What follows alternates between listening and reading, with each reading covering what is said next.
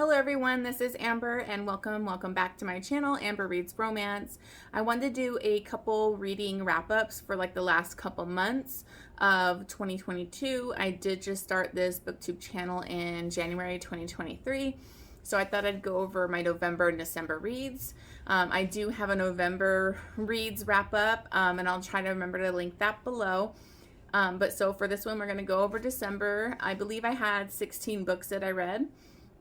So I'll try to move quickly, but I do tend to ramble, so I do apologize if this is a longer video.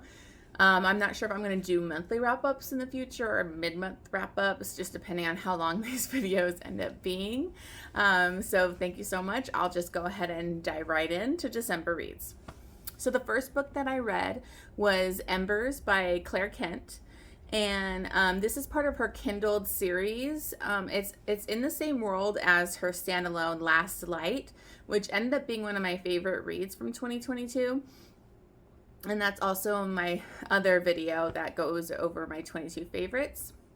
So this one actually is in the Kindled series, and it's a series of like novellas built in that same world. If you don't know, it's a post-apocalyptic kind of storyline where asteroid hit in London or the UK, I believe. And so it's kind of like had long-lasting effects. Obviously, people were getting sick from the fallout of that, and kind of it's, you know, post-apocalyptic basically. So this is built in that same world, and what we have is Cal and Rachel. Cal is actually Rachel's boyfriend's dad, and I do love that trope. I've mentioned it before. It's one of my favorite tropes. In this, he was actually a convict, so he was previously in prison, and he didn't want to like intrude on her boyfriend's like life, so he kind of lived in this shack nearby to where him and his mom lived. So when this asteroid hit and everything, her boyfriend ends up getting really sick. Rachel is staying with him and his mom, and the mom passes. So the father, Cal, kind of comes and gets them, and because it's not safe. There's lots of these like bad groups that are like, I don't want to call them hordes. I can't remember if they're called hordes or not, but they're like motorcycle groups that are really dangerous. So it's not safe for them. So he brings them to his shack, and then her boyfriend is really sick, so she's taking care of him, but he ends up dying. So she's kind of stuck with Cal. And her boyfriend actually dies like asking his father to take care of her and make sure she's safe and all of that. So you have kind of like this long build because I think she was like 18 at that time. I can't remember, but it is a big age gap. I think about 20 years. But it's this slow build romance where Cal does everything to fight his feelings. He's a typical Claire Kent hero who doesn't think he's good enough for her. And it can be really frustrating in this book because she's like all for it and he's like pushing her away. Then when they finally kind of get intimate, he totally pushes her away, which devastates her. He tries to get her to go to like this haven from a previous book and like be with somebody her own age, and she's devastated. So that can be really frustrating, but I really did like it. Cal like ends up doing a big grovel for Rachel, and it's a really sweet romance. And it is like part of this novella collection, so it's really easy, fast read. So that one I gave 4 stars, and I'm really enjoying Claire Kent's books this year. Okay, so the next book I read, basically I've been trying to get through Serena Akeroyd's, I've been reading her Filthy Feckers, which is the 5 Points Mafia collection, but also is tied with the MC series. So she actually says in the beginning of her books, like the order you should be reading these in, and so that's the order I've been going in. So after reading the beginning of like the Filthy Feckers, you go to the MC, this is the first book in that, and it's Nyx. And this is the first book in the Dark and Dirty Sinners MC. So this one wasn't my favorite, but it was still an enjoyable read, but it wasn't the best Serena Akeroyd. And I didn't really like the hero or heroine that much. So you have Nyx, he's the enforcer for the MC, And he actually is pretty dark and angry and kind of this asshole kind of character. And then you have Julia, who her father is this kind of other idiot in the MC that nobody really respects. Her and her brothers are staying with her mom, and when she dies, they come back to the MC to live there, and she ends up being like cooking to kind of pull her weight. And so they kind of have this push-pull interaction. She's kind of annoying to me because she's that chick, like that author's right, that's like the in-your-face badass. And it kind of rubs me the wrong way half the time. Like, if it's done right, it's great. But when it's like, it's just over the top. I didn't like her character that much. I didn't like Nick's that much. He already has a woman, like what they call their club whores, but she was devoted to him, and he treats her like trash when Julia comes in the picture and just like drops her and is totally disgusting to her. And I believe she's going to be a heroine in the 5 Points Mafia later, so I'm sure that'll make me not like him even more. So we'll see. But basically he is, his sister was raped by their uncle when they were really young, and she ended up killing herself. So he has this like lifetime goal and like mission to basically torture and kill pedophiles, and then he has the club help him with that. So that's like his big thing. And then the sexy times were hot in this. They do have great chemistry. He is Pierce down there, so that was fun. I just didn't really connect to their relationship or the characters. I didn't find them that likable. So, but the plot line was good, and it's an ongoing plot line throughout this series, so you really do have to read them in order, unfortunately. And there's multiple POVs in Serena Akeroyd's book, so you're going to get little tidbits from each of these other MC characters in there too. So I ended up giving this 3 stars because the couple just didn't work for me, but I did continue with this series. Okay, so I read It Ain't Me, Babe by Tillie, and I absolutely love this book. This is the first book in this MC series that revolves around a cult. So we have Styx and May, which I believe her cult name was Salome. I may be saying that wrong, but I'm pretty sure I got that right. Styx is the MC, the prez of the MC. And he actually ran into her when he was a kid. So his father was out burying bodies in the middle of nowhere, and he went wandering as a kid while his dad was doing that. And he ended up seeing like this gated fence and this little girl like crying behind the gate. And so they kind of had this interaction. He felt this instant connection with her.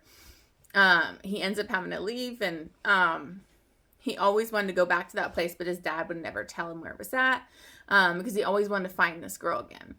Well, she ends up growing up in this cult and is going to be forced to marry like the prophet. And she runs away, gets wounded while she's trying to get away. And so this person helps pick her up, but like drops her off in front of the MC. And she's basically like bleeding out, like really wounded. And they save her.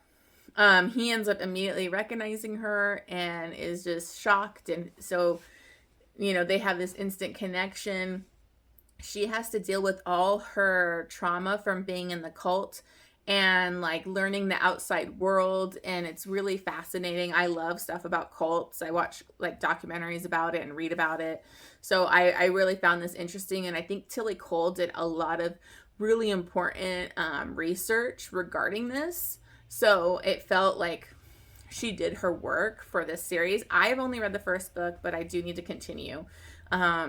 Trigger warnings. There are some major trigger warnings. We have child abuse, rape, torture, anything that has to do with a cult. And then there's severe trauma like PTSD that you kind of have to deal with. And then in this, the Styx does have a stutter, but like he can speak to her. So usually he uses like sign language and talks to his like right-hand man. And so I really love that. Like I love their connection. It was really beautiful. One of my favorite reads from 2022. 5 stars. Okay, the next book I read was The Imperfections by Sam Mariano. So I want to preface this by saying I love Sam Mariano, but this book was a disappointment to me. I know it was one of her older books, so she's gotten better, but these characters just didn't hit like her other characters. It wasn't as like filled with angst and drama, like, and suspense like I usually feel. So what we have is Brant and Alyssa. Brant is actually asked by his brother-in-law to basically get rid of his mistress, like kill his mistress. He's been sleeping with the babysitter and she got pregnant and she doesn't want to give up the baby. So he literally asks his wife's brother to kill her. Crazy story right up, like plot right there. Like, it's already a weird setup. He does agree to do it. He'll do anything for his sister, and he goes to kill her, like sneaks in her house with a gun up to her head while she's sleeping. But the brother-in-law had told him how amazing she was in bed and everything she did for him, and she would do anything he said. So he was kind of fascinated because she's super hot. So he decides, I'm not going to kill her. I'm going to keep her. So he kidnaps her and takes her home with him, keeps her for a few days. She kind of goes along with it because she just wants to survive. And that was part of my problem with it, was they end up really falling for each other and being obsessed with each other. But it's like he literally was going to kill you and kidnap you. It just was like she just went too easily with it. She didn't fight it enough for me. So basically, I just found this kind of boring. It lacks Sam's usual suspense and angst. She just accepted the abuse. And like the plot was a little over the top with the brother-in-law. Like, it was just a little much. And I know it's messed up, but this guy, the hero, did not give me Carter Mahoney vibes, which I know that's kind of a crazy person you want to be like the hero of the story, but I love Carter. Unfortunately, this book I gave 3 stars. And I'm sorry, but, I have to be honest. Even though I love the author, I have to be honest.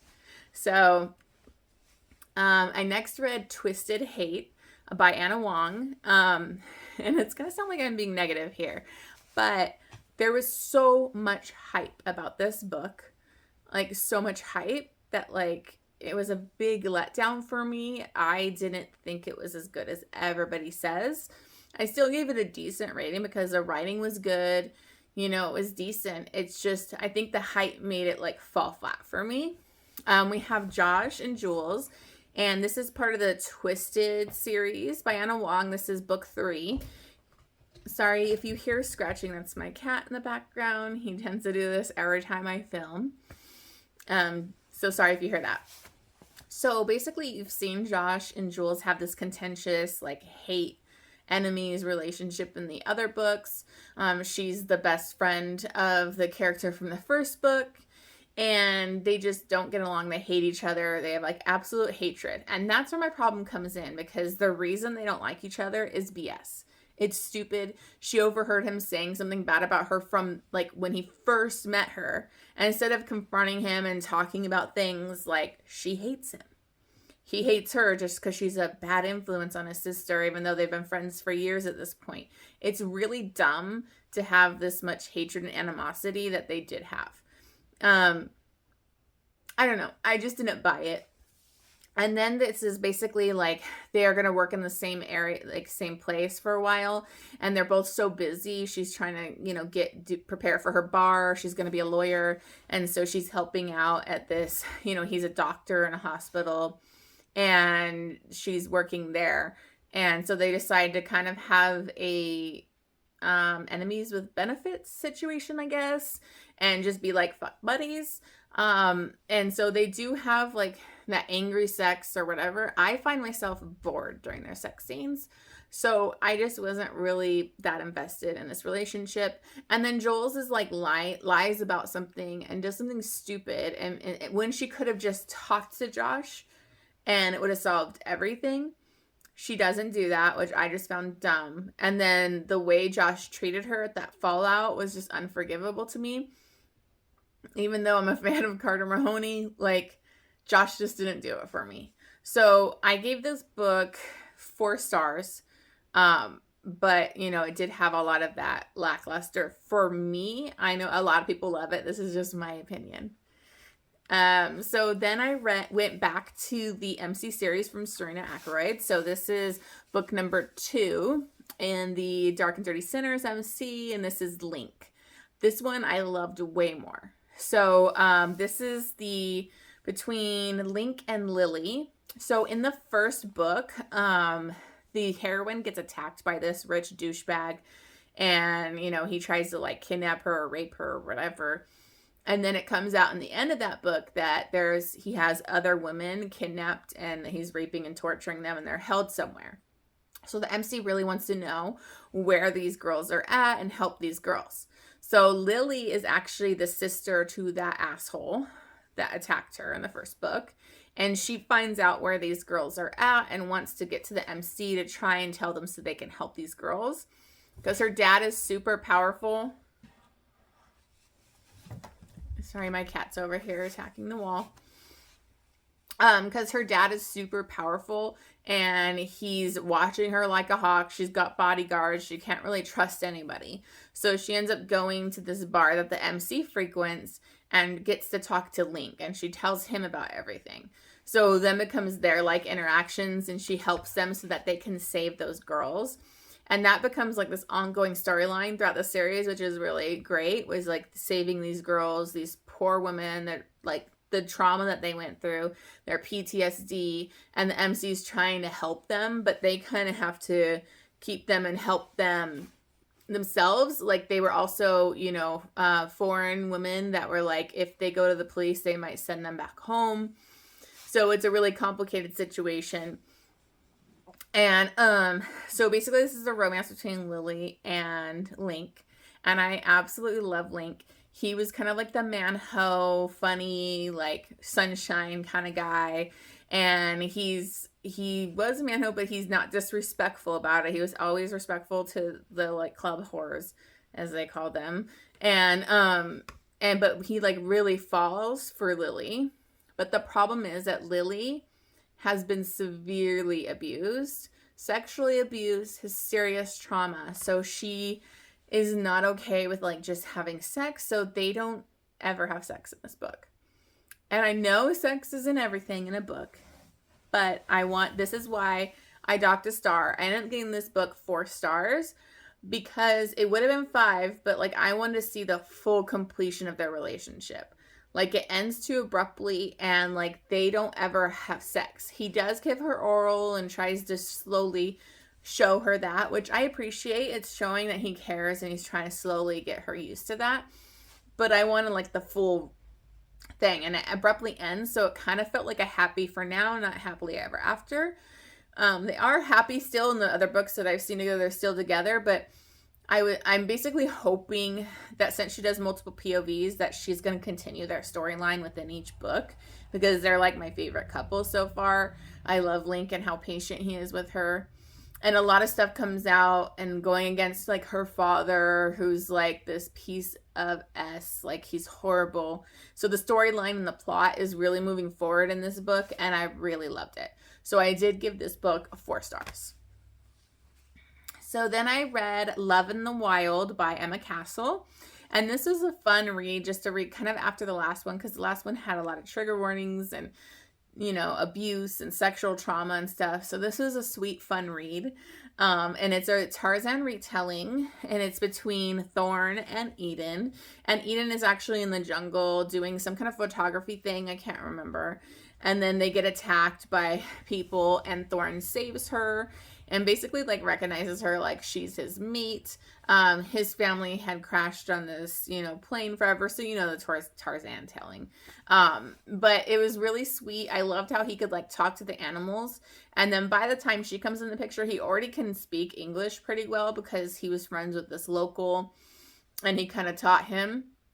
So they were able to communicate really easily, and he was always like, he was making sure to have consent instead of just being like going after it, but he was very mate, and I love like the mate, things in my romance. So it was really sweet. I gave this one 4 stars. I listened to it on audiobook, and it is available on any place, so you guys should check it out there if you're interested, but it was a really sweet, breezy read. And then I went back to the Filthy Feckers. So went back to the 5 Points Mafia, and this is an Irish mafia. This book is Filthy Rich by Serena Akeroyd, And this is between Owen and Anessa. It's a big age gap, arranged marriage. He's Irish, she's Russian, and so they're doing arranged marriage. He wants nothing to do with it. Didn't want to marry her, didn't want to meet her, didn't show up to any of their previous meetings or go to the engagement party or anything like that. So the first time he meets her is when she's coming down the aisle, and he can tell she's walking weird. And so when he lifts her veil, even though they like did a ton of makeup, sorry, my cat. Even though they did a ton of makeup, he can tell she was beaten badly. So he's infuriated. They get married, and after they're married, they go in the back, and he's demanding to know who did this to you. He finds out that basically her father beat her because she didn't want to go into this marriage either. She didn't even know him. She got to meet his brothers more than she met him. So she was scared. She was like an 18-year-old girl going into this, and her dad beat the shit out of her. So he's pissed. He basically confronts the dad. I believe he like dislocates his shoulder or something like that. Basically like, don't touch what's mine. Okay, sorry. I will be right back. My cat just threw up. Just bear with me. Okay, everybody, I am back. I apologize for that. A quick cut because you don't want to hear that sound of my cat. He just threw up and it was really disgusting. So let me jump back in here. So basically we have the Filthy Rich where Owen confronts her dad, attacks him, all of that. They come up with these vows together where they're going to be honest, communicate, always be there for each other. And I really love that about this relationship is she's very honest with him. And she tells him from the get-go that her dad like wanted her to be a spy for him and Russian mafia, the Bratva. And so they end up building in this really beautiful relationship. They can't even really have sex or consummate the marriage right away because she was so severely beaten. So she has to heal from that. So they end up like watching Netflix together and like it's really sweet and they spend quality time together and they basically fall for each other and grow to trust each other, and it's a really beautiful romance. Owen's like a badass where he like defends her and goes after her father and kind of risks war for her. So I loved it. I loved this book. It's one of my favorites out of the series so far, and I gave it 4 stars. The next book I read was Taming His Teacher by Tamsen Parker. This book just didn't do it for me. I was expecting taboo teacher-student relationship, and it wasn't really taboo at all. He basically was her student. It's a female's the older woman. She's a teacher. She has this young student. It's like kind of like this private school that she's always wanted to work at. Her grandfather was a part of it, and it's like her dream. She ends up being with this total douchebag that like cheats on her, and she marries him because they get pregnant, and she stays with him way longer than she should have. So it really just made me about her. She really never stood up for herself in anything, so it was really, she wasn't a very likable heroine. And then this teenager leaves and goes to college, comes back to teach there, and she's no longer with the husband at this point, so now they can kind of explore things. I honestly was bored throughout most of this book. Most of the book takes place when he was a student, and literally nothing happens with them. I think he might kiss her goodbye at one point, but it was just like a nothing kiss, and it was just boring. He ends up going, like when he goes to college, he becomes does this whole dom sub kind of club kind of thing, and he becomes a dom. So he has that personality, and he wants to have it in the relationship, but he's worried she won't be okay with it. But of course she is. But it just didn't work for me. I was bored. It wasn't taboo or exciting, which was what I was looking for. So I gave this one 3 stars. Then I read Bright Like Midnight by J. Wolfe. This is book, I believe, number 2 in the Savage Use series. And this is between Amir and Zadie. Amir's kind of like this drug dealer. He's involved in crime, but yet he's also at college. And Zadie's like the good girl. She's friends with and roommates with Hells. And in the first book, Amir holds her captive because Hells owes him money. And so he keeps Zadie. And we kind of never knew what happened in that interaction. And so this book takes place 6 months later, and Zadie's trying to get his attention. She goes to a party one night with this guy that's her date. He ends up kind of doing something he shouldn't in Amir's like territory, his zone. So Amir's gonna get into him basically, and so she offers to be like his, you know, basically like his slave, do whatever he wants, you know, and he won't hurt him. So she does that, but she also wants his protection because she has a stalker. So she basically wants him as a protection, and he didn't really know that. So this is their romance. You find out what happened with them. They have a really sweet romance, and I actually really enjoyed this book, but I didn't give it full 5 stars. I gave it 4 stars because of like a few things. So Amir is involved in drugs and crime and all this kind of stuff with like his brother, yet he's like this genius, smart student that's going to college. I don't really find that believable, that we're going to have like a drug dealer that's actually going to all of his classes and excelling in his classes. Like, it's just a little unrealistic to me. And then you have Zadie Stalker, who wasn't even like a real stalker. He was just like this privileged idiot nuisance that liked her. And she did have a stalker in her past, so she thought maybe it was him, but I don't know. It just felt like all this, you know, question about who the stalker is, and then it was just stupid to me. And then you have Zadie ending things, doing the 3rd act conflict, as usual, because he's dealing drugs and in crime, and it's like, you knew that going in. So that annoyed the crap out of me. I know we had to get there so that Amir would change his ways or try to look at his life differently and want to be a better man. But I just found it really stupid because she knew that before she wanted to date him. So I did give it 4 stars. I'm still enjoying the series. And I really do like the Savage You. Then I went back to a series that I kind of gave up on for a while. I do love Webster, and I read, it's a Cinderella kind of retelling, and I think the first book was Stroke of Midnight, so I never continued, so I went back to that. And the second book in this Cinderella series is Prince Charming by Webster, and it's between Winston and Ash is basically like his like sugar baby. I'm not going to go too much into the first book. It's basically like he keeps her as his sugar baby. He pays her so he can degrade her, talk shit to her, humiliate her. Like, that's what he gets off on. And so he basically gives her money and does all this shit to her. She's got these abusive, like, stepbrothers that are, like, triplets. And an evil stepmom, like usual. And so this book was, like, kind of just annoying. It felt like filler book. Like, nothing really happened. And you have Winston basically denying that he's like into her the whole time. So that was just kind of frustrating. And then it ends on a cliffhanger. So it's a 3-book series, and I don't really think it needed to be 3 books. So for this one, I gave it 3 stars. I still enjoy Webster. I love reading her books. She takes you on a crazy ride. But for me, it's just me, I hate degradation. Like, I don't like it. I discovered this last year because of Praise by Sarah Kate, that I'm a praise girl. I want the praise in my romance. I don't want to be humiliated and called a bitch or a whore. Like, no thank you. So 3 stars for that. But if you are into degradation, I definitely recommend picking up this series.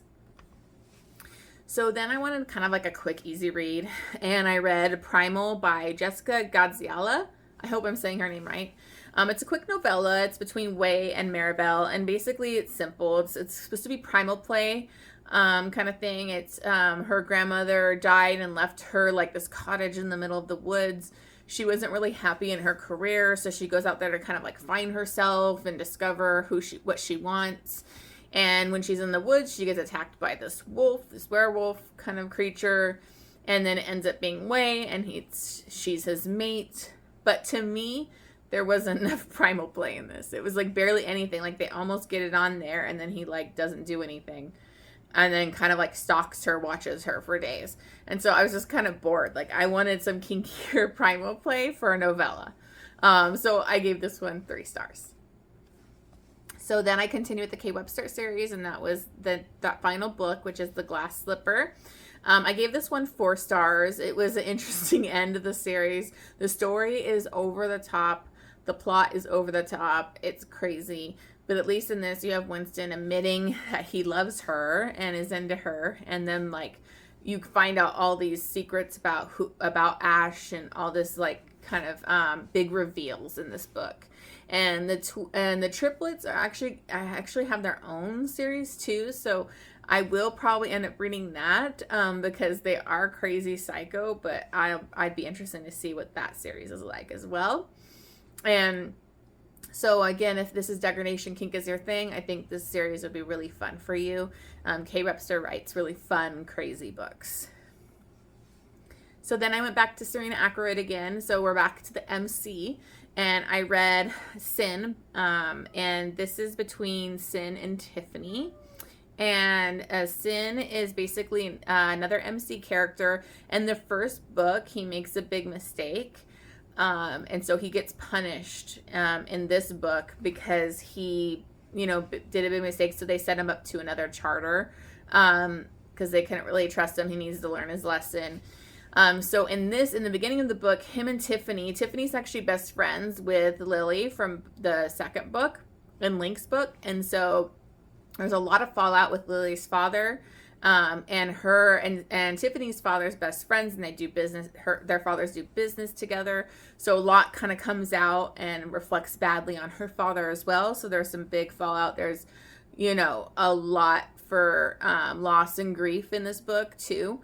So just be aware there's some trigger warnings there. But she meets Sin at like a MC party, and they instantly eyes link and they want each other and they hook up pretty immediately.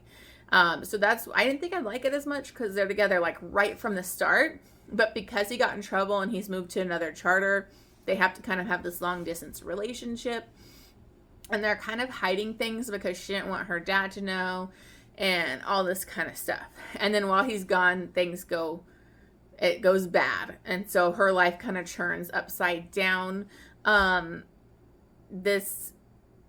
So I do want to kind of give the trigger warning. And when I do, it's going to be a spoiler, but I feel like you need to know this, because it's a big trigger warning. So if you don't want to do you want to hear that, just wait till I go to the next book. The next book pops up here. But basically, you got surprise pregnancy in this, and then a trigger warning is for miscarriage. So just be aware, because the miscarriage was really hard to read. I usually it doesn't trigger me as bad, but in this book, like, I actually cried. It was such an emotional scene, and everything that Tiffany goes through. So I just want to put that out there and make you aware. Serena does put it in the beginning of her book, so it is there. Just be prepared that it's really emotional, but I really did like this book a lot. I gave this one 4 stars, and it was an emotional read for sure. So then I read Sweet Like Poison, which is book 3 in the Savage You series. This one I love the most, and it's because it's Elena's book. So you kind of need to read Savage Crew and Savage You to get the full effect of Elena, because in Savage Crew, which is them from high school, she's literally the bully, the mean girl, the bitch, and she's got this hard exterior. She does really fucked up shit, but the thing is that she grows and she kind of acknowledges it and doesn't make excuses for it. She knows what she's done is wrong and that she was out of line, but she can't really do anything about it, but try to be a better person. But the thing with Elena is that she did get raped by her boyfriend from high school, so she does have trauma and PTSD, and so just beware of that in this book.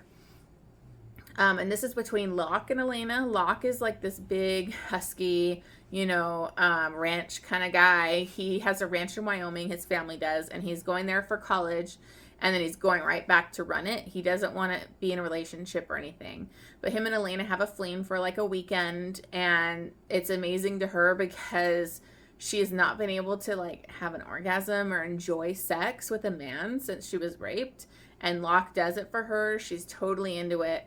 They're totally opposites, so it's insane, but they have this amazing chemistry together.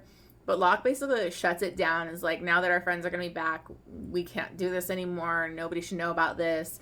So it kind of devastates her. But they can't stay away from each other. And Locke makes a lot of stupid decisions in this book, but he grovels and he makes up for it.